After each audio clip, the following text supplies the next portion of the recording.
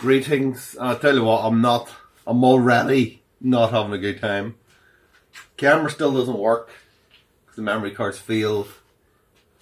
So I'm waiting on a new one of that, so I can't use that. I'm using my phone. My tripod, the little end of it is all worn, so the camera doesn't sit on properly. It's all at an angle, which I could potentially fix after the fact, but I'd rather just it be right. So I'm on the phone now. I think it's because the phone is sitting, it's all lopsided. I can't put it in the middle, so it's unbalanced. So anyway, so hoping for the best is what I'm saying here. It's kind of, you're on a shelf. Hopefully it's recording, I don't know, because it's facing the other way. Shall we just get into this, shall we?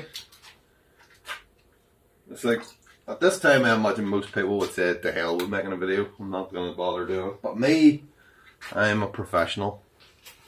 I raise a boat. As Nigel Tufnell once said. Okay. We've got about 20 litres of mash water in here. This is the third version for Honk for Citra. And I'm aiming for 4.7 or in and around there, below 5% anyway, that's it.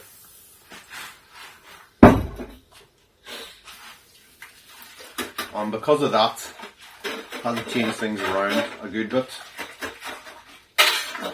When I was weighing out the hops too last night, I made a bit of a balls up, so I had to rearrange the hop schedule at the last minute. So even though it's called Honk for Citra, I've had to put less Citra in and more Centennial.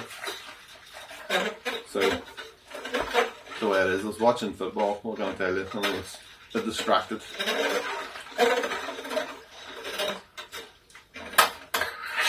Oh fuck. We nearly lost it there. Problem with whisk suki is it's not as long. Which is good in one way, but not good in another. In that I used to be able to just put it in there and it would rest easily. Now it's like the width of it, so it'll just sink like a submarine.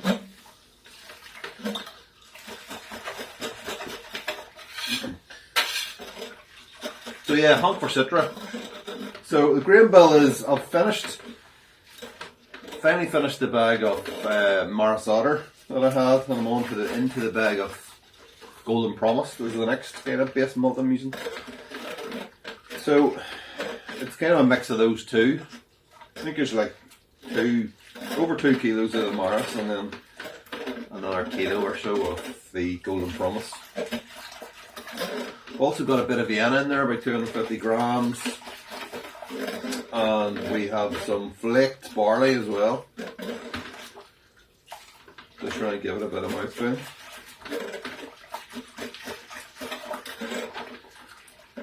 I think it's only like 130 grams. The last beer I did, which is still fermenting. For some reason I got the head staggers and like put in something like 400 grams. Oh, this is like a light beer. 400 grams of flaked barley. It's something you would do in a stout. And then yeah, now I'm concerned that it's going to be very grainy. Unless it is quite well hopped, to be fair, but will the load of hops be able to hide that grainy taste? I don't know. I will find out soon enough. I'm not really sure why I did that. When I could have used like a bit of wheat, but who knows.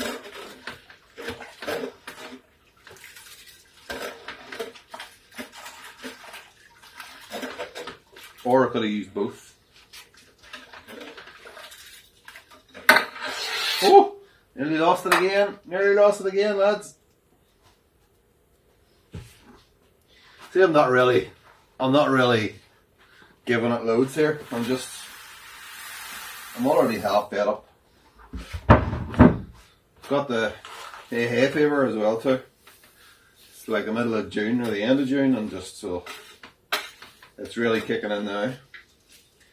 Do take the the tablets, of course, which do definitely work. For years I went without taking tablets because I thought, what's the point? It's not going to work. And then I would just end up with a running nose every morning. my nose would just be running for about an hour and just sneezing and all sorts. And yeah, he's wrecked. Always get the nose and the sneezing in the morning, and then the eyes would just be killing me by the end of the day. So at least now it's like it's much less, but still I'm sneezing. I'm just generally feeling shit.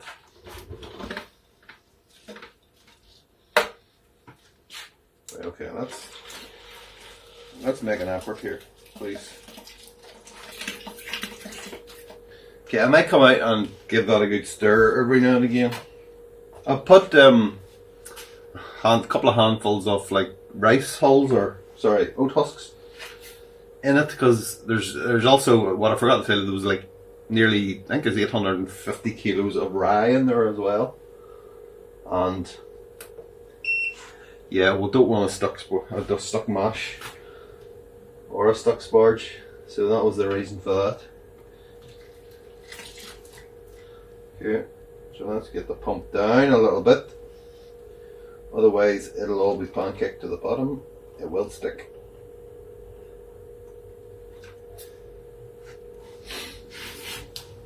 Okay, 68 degrees as well too, we're mashing it.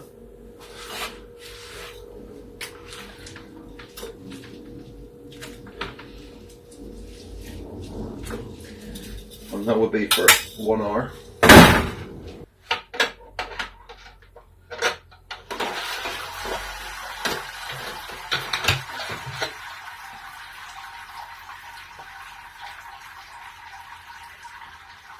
Okay, so sparge. Usual stuff. Got my thing. This thing. Going on that thing. And then I press the thing down here. And suddenly stuff comes out.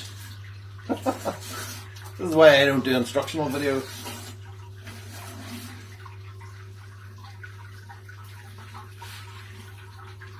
And ta-da! It works. It works. Somehow. Amazing. So, I'm wondering about what to do here. Whether to ferment now. So the point that I've got a beer in the fridge, okay? I've got one beer in the fridge, and I've got all the other kind of imperial stouts in the other fridge, but I just want to use one fridge. So I'm wondering maybe putting this into a cube and saving it for a couple of days while that other one finishes. I've done it before, but I can't remember how long it was in the cube for. Maybe 2 days. I don't know, from memory it was okay. So yeah, I might do that. So I'm going away on holiday on Friday coming next week. So it would be nice if I could just have one in the keg, and then that one goes in maybe Tuesday or something like that, and then go away on Friday obviously. So, I don't know, I'll have to think about it and see. I've done like a starter and all for this, which is a bit of a pain. So, but I mean, I suppose I could build the starter up another bit. I think it's going to be another couple of days, but yeah. I'll think about it and let you know what happens. Okay, hops in. Got some Columbus, 60 minutes. 10 minutes we've got Centennial and Citra, 5 minutes. And then that is flame out there. That's all Citra. And then I've got another one of these, like 100 grams, going in for a dry hop as well. Okay, we're using a cube after all. Cheers, look at that, there it is. Lovely stuff. Nice and hazy, it's the first thing you see. Little cap on it. It's not supposed to be a New England IPA now, but it does tend to come out very cloudy. Let's say that. Nice little white cap on it as well too. Okay, aroma. Aroma is good. I should also say too, before I even start, when I was kegging this, which is only like a week ago, I thought there was a little bit of funk to it. A little bit of a funky taste, aftertaste to it. I thought maybe, possibly, there's a tiny little, like a yeast infection or something from that liquid yeast I used, which is the 644, which was an old overbuilt starter that I rebuilt and overbuilt again. So I wasn't sure. I said I would give it a week, and let's see. The fact that it didn't immediately throw it out is a good sign. So, okay, on the nose, there is a load of tropical fruit. There's a little bit of that Citra aroma as well too,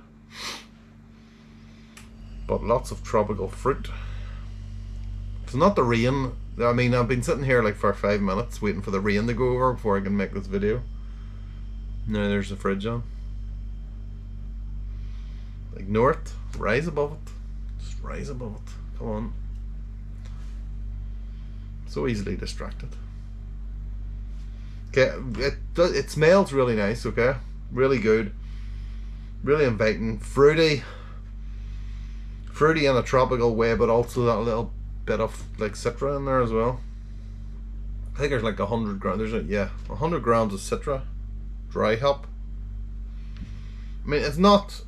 It's only 100 grams, okay? It's not like New England IPAs. The aforementioned New England IPA, it's not that. I think there's probably about 300 grams of hops in total in it. So, not just a 300 gram dry hop. But yeah, very nice. So, some of it's come from the yeast, some from the hops. At 644, you do tend to get those real super fruity flavors, aromas of it, I should say. Well, both. Really. So okay, Honk the third. We're going in. Hoping for the best. 4.7%. Finished 10.11. 4.6%. I think that makes it. So this is the lowest gravity, lowest ABV version of it so far.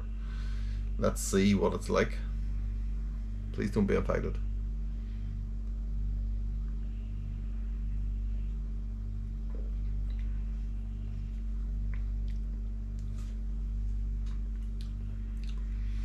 Not infected. That's good. That's a relief.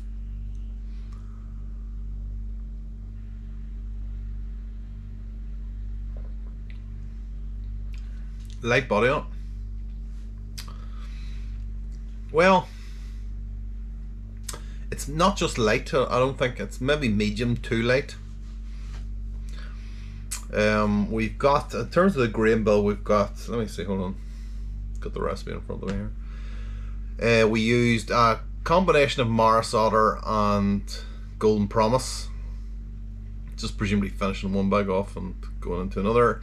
850 grams of rye malt, 250 grams of Vienna and flaked barley to build the body. The rye will also build the body as well. Just speaking of rye, I can actually taste, now this is that spicy note on the end, which is then leading into a little bit of bitterness or something, which is, it's a nice beer. It is a nice beer. Hold on. Before I start picking out all the flaws, let's see if I can pick any good bits out.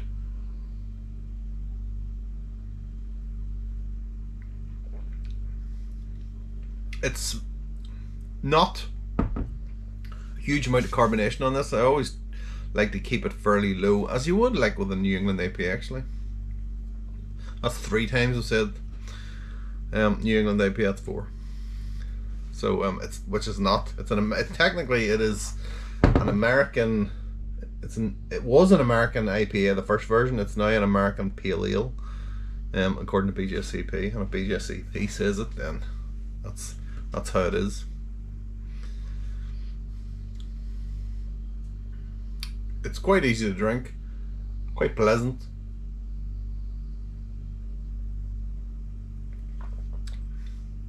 Tastes a bit like the aroma.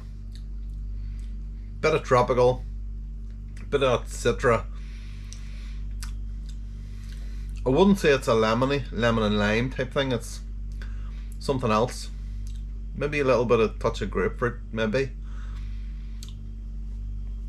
A little bit of citrus. Well, it is orange from Centennial or Centennial, yeah. Okay, I would explain that.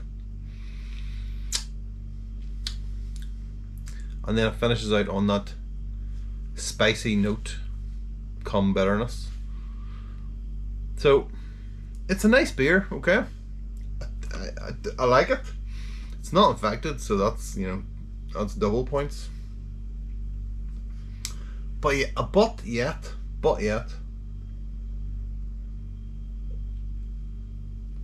I think I spoiled myself for the first two versions of this, in that they were spectacular. And this is,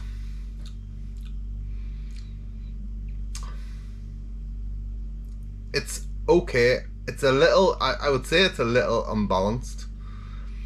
I would like a little bit more kind of bright, another little bright flavour on it. Maybe to try and even out that the rye. Maybe we could take the rye down a touch.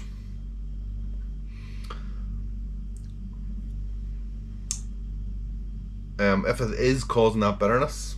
I mean, it could be also the Centennial. I've had a few beers now with, I bought like a kilo of Centennial, and when I use them to bitter with, there is a definite astringent, bitter quality to it.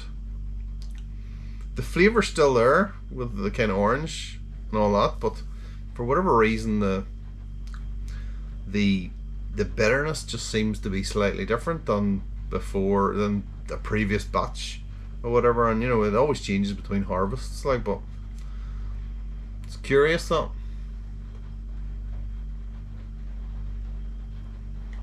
So,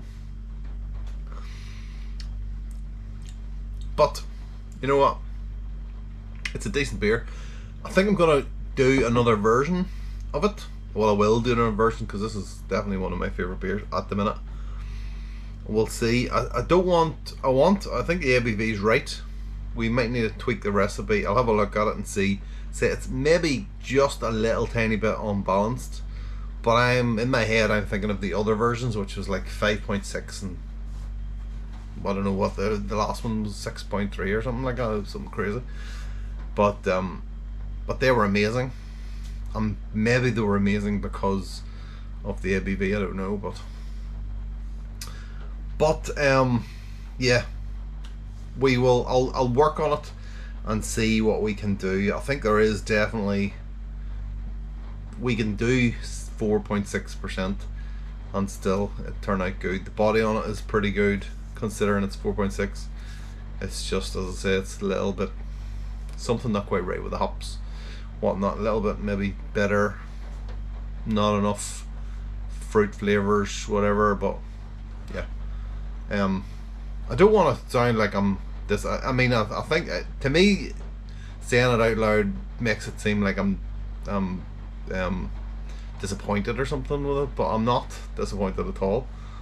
I'm quite happy with it. I've got COVID at the minute, okay, so maybe that's something to do with it. Maybe just feeling crap, that's something to do with it. I don't think it's anything to do with, you know, not being able to taste or smell anything. You lose your chance of smell. No, it's not that at all.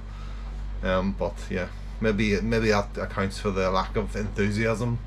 But yeah, but it's a decent beer. I do quite like it, and I will be very much drinking the rest of that keg for sure. So cheers, and I shall see you all next week. Look. Cheers. Sound of the summer back.